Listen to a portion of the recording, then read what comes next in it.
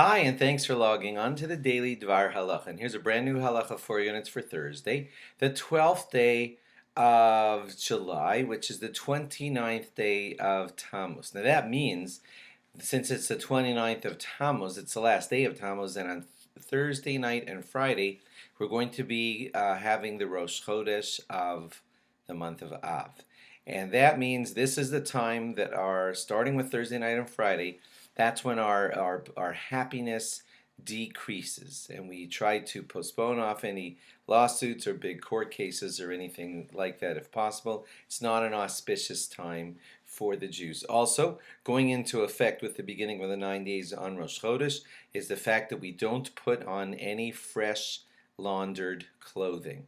So that means on Thursday, the day you're hearing this halacha is the time to make the preparations. Here's where it'll affect you. You can put on fresh undergarments, fresh socks, and anything like that that goes against your skin for hygienic reasons, and that's fine.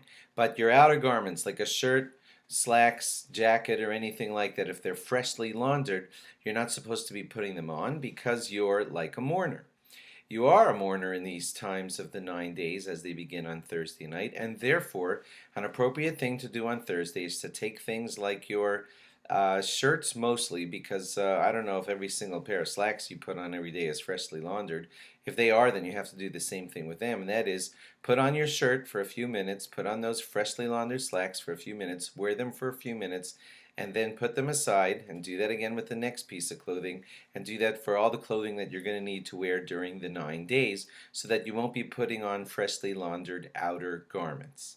Another way to do that is to not go through that whole routine, but each morning as you put on a garment which was freshly laundered, again, I'm only talking about outer garments, then what you would do is drop them on the floor for a moment so that they're not freshly laundered. You don't have to drop them in the mud, don't get me wrong here.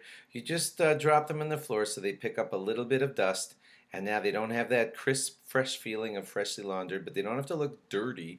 And then you put them on, and that's what you wear as a mourner during the 9 days. Does not apply to Shabbos. Does not apply to Shabbos. Okay, and then on Friday, late Friday afternoon, for many of you who make an early Shabbos, that means you're going to be putting on beautiful clothing, which you're allowed to when you're making early Shabbos. You're going to be making kiddush on grape juice or wine, which you're allowed to, even though it might still be light outside and some of your friends might still be going to shul, so it feels like it's Friday afternoon. But if you've accepted Shabbos with a quote-unquote early Shabbos, then it's Shabbos for you. And on your Shabbos, you can make kiddush with grape juice or wine because it's Shabbos. You can eat meat at your Friday night meal, even though you're doing this in quote early, but it's Shabbos, and on Shabbos you're allowed to have meat and wine. And on Shabbos you're allowed to have meat, I said, and you're allowed to make kiddush because you've accepted Shabbos on yourself. I'll remind you, I already said this halacha, but when it comes to Havdalah on Saturday night, there are different opinions. Some say that you can just use grape juice or wine because it is for Havdalah. Some say that you can use grape juice or wine but give it to a child to drink. And others say that you should make your Havdalah on something like beer, an important kind of drink that isn't grape juice or wine. All three choices are valid. You may want to speak to your rabbi about which is the best choice for you. But those are some of the laws you need to know as the 9 days begin.